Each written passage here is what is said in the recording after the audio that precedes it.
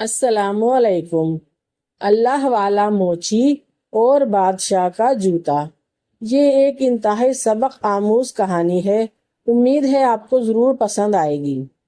شہر کے بیچوں بیچ ایک چھوٹی سی گلی میں ایک ایماندار موچی اپنی دکان لگاتا تھا۔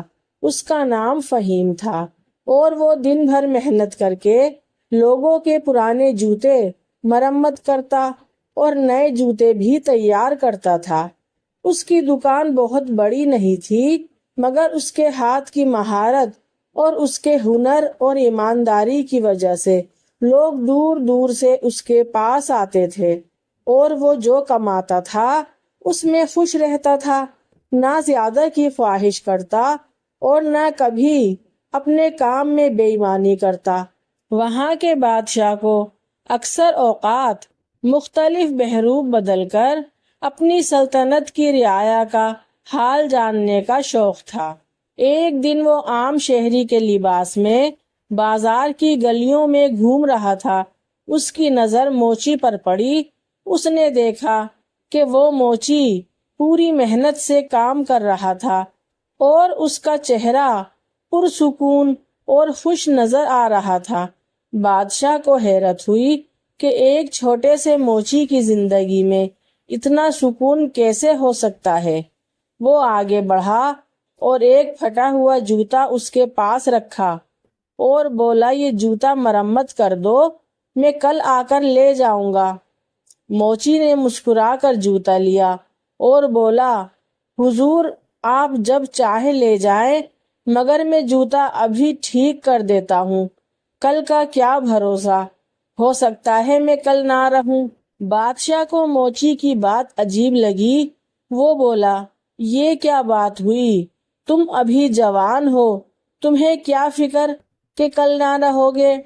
فہیم نے ہنستے ہوئے کہا، بادشاہ سلامت، زندگی کا کوئی بھروسہ نہیں، جو کام آج ہو سکتا ہے اسے کل پر نہیں چھوڑنا چاہیے۔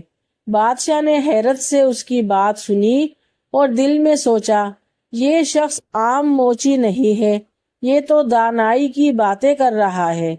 وہ خاموشی سے جوتا مرمت ہوتا دیکھتا رہا، مگر اس کے دل میں نعیم کی باتیں گونجنے لگیں۔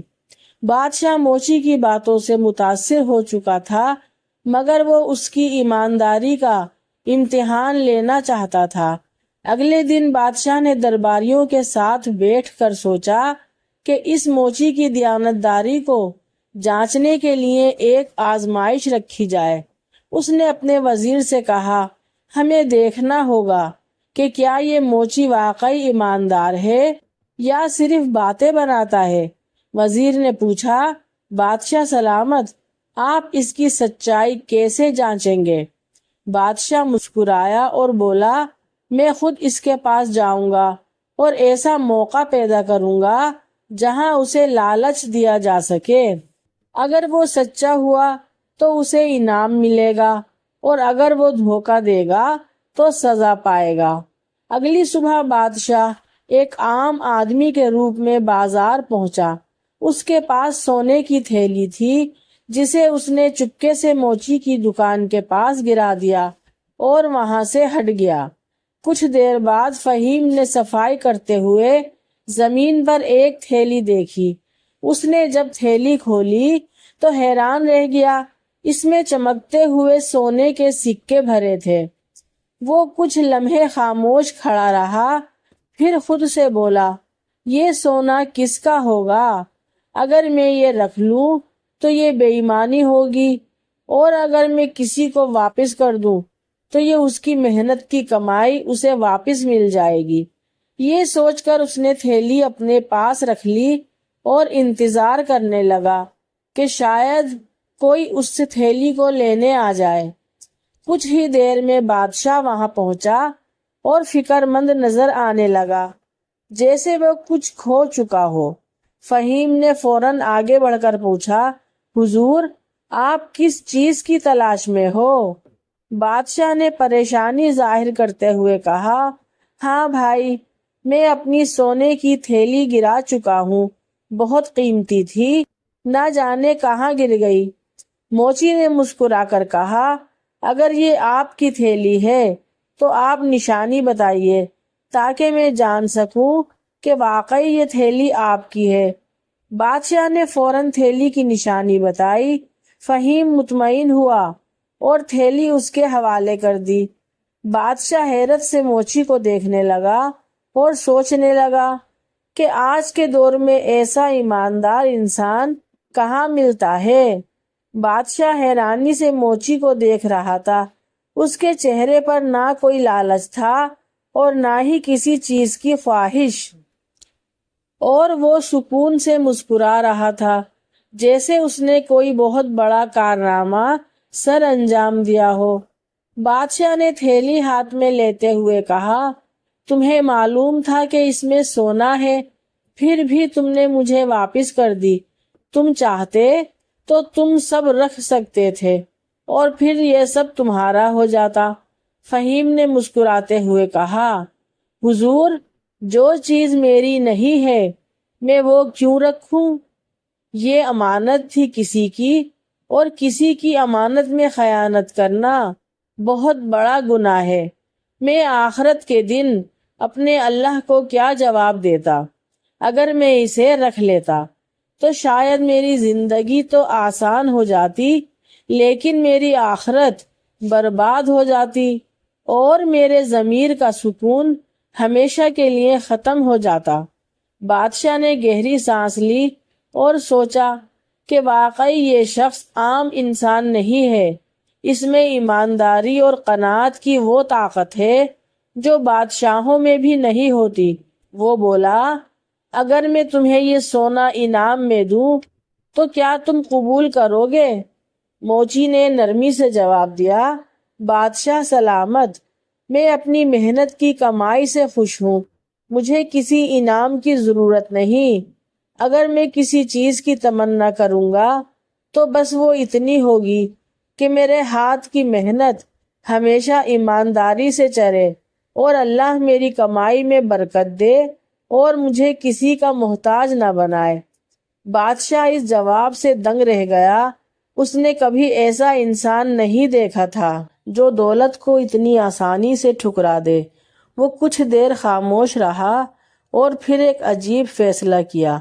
اس نے سوچا کہ اگر وہ شخص حقیقت میں ایماندار ہے تو اسے مزید آزمانا چاہیے تاکہ اس کے صبر اور ایمانداری دونوں کا صحیح پتہ چل سکے۔ بادشاہ ایک اور چال سوچ چکا تھا۔ اگلے دن بادشاہ نے اپنے وزیر کو بلایا اور کہا کہ میں نے اس موچی کی ایمانداری دیکھی ہے، مگر ابھی میں اس کو اور آزمانا چاہتا ہوں۔ میں چاہتا ہوں کہ اسے ایک ایسی مشکل میں ڈالا جائے اور دیکھا جائے کہ وہ اپنی اصول پسندی پر قائم رہتا ہے یا نہیں۔ وزیر نے حیرت سے پوچھا، بادشاہ سلامت، اب کیا آزمائش رکھنا چاہتے ہیں؟ بادشاہ مسکرا کر بولا کہ ہم اس کے خلاف ایک جھوٹا الزام لگائیں گے اور دیکھیں گے کہ وہ مشکل وقت میں ایماندار رہتا ہے یا نہیں۔ وزیر نے فوراً بادشاہ کا حکم مانا اور اسی دن کچھ سپاہیوں کو حکم دیا کہ وہ بازار میں جا کر اعلان کر دیں کہ موچی پر چوری کا الزام ہے اور اسے دربار میں حاضر کیا جائے۔ جب سپاہی موچی کی دکان پر پہنچے تو وہ موچی حسب معمول جوتے مرمت کر رہا تھا۔ ایک سپاہی نے سخت لہجے میں کہا، فہیم، تم پر الزام ہے، تم نے ایک تاجر کی قیمتی چیز چرائی ہے، تمہیں بادشاہ کے دربار میں پیش ہونا ہوگا۔ فہیم حیران رہ گیا۔ اس کی آنکھوں میں ایک لمحے کے لیے حیرت تھی، مگر پھر وہ پرسکون ہو گیا۔ اس نے کہا، میں نے کبھی چوری نہیں کی، مگر پھر بھی بادشاہ سلامت مجھے بلا رہے ہیں تو میں ضرور حاضر ہوں گا۔ سپاہیوں نے اسے دربار میں لے جا کر بادشاہ کے سامنے کھڑا کر دیا۔ بادشاہ نے سنجیدہ لہجے میں کہا، فہیم، تم پر الزام ہے کہ تم نے ایک تاجر کی قیمتی چیز چرائی ہے، تم کیا کہتے ہو؟ موچی نے پرسکون انداز میں جواب دیا، بادشاہ سلامت، میں غریب ضرور ہوں مگر چور نہیں ہوں، میرے پاس جو کچھ بھی ہے وہ میری محنت کی کمائی ہے، اور اگر آپ کے پاس کوئی ثبوت ہے تو پیش کیا جائے، ورنہ میں بے قصور ہوں۔ دربار میں موجود درباری آپس میں سرگوشیاں کرنے لگے۔ کچھ لوگوں نے سوچا کہ شاید یہ سچ کہہ رہا ہے اور کچھ نے اسے جھوٹا سمجھا۔ دربار میں موجود سبھی لوگ حیرانی سے موچی کو دیکھ رہے تھے، تو کچھ کے چہروں پر طنزیہ مسکراہٹ تھی اور کچھ کو لگ رہا تھا کہ یہ واقعی بے قصور ہے، اور کچھ اس کے صبر پر حیران تھے کہ ایک عام سا موچی جس پر چوری کا الزام لگ چکا ہے پھر بھی وہ پریشان نہیں ہو رہا۔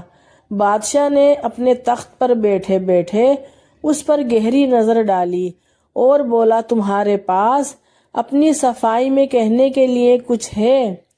فہیم نے سکون سے جواب دیا، بادشاہ سلامت، میں نے ہمیشہ ایمانداری سے اپنی روزی کمائی ہے، مجھے چوری کرنے کی ضرورت کبھی محسوس نہیں ہوئی، کیونکہ جو رزق میرے مقدر میں ہے وہ مجھے محنت سے بھی مل سکتا ہے، اور اگر میں نے کوئی غلطی کی ہو تو اس کا ثبوت پیش کریں، ورنہ میں بے گناہ ہوں۔